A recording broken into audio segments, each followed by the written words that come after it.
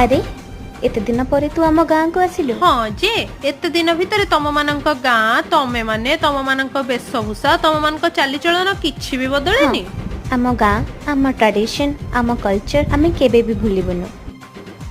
तू तो बड़ घर झियो, तू आम ट्रेडिशन आम कल्चर केमिति बुझिबु? अच्छा हो आज मु भी तम मानक भले साड़ी पिंदी।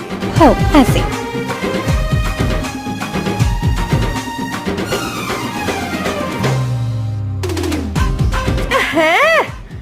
किए पकेला किए से?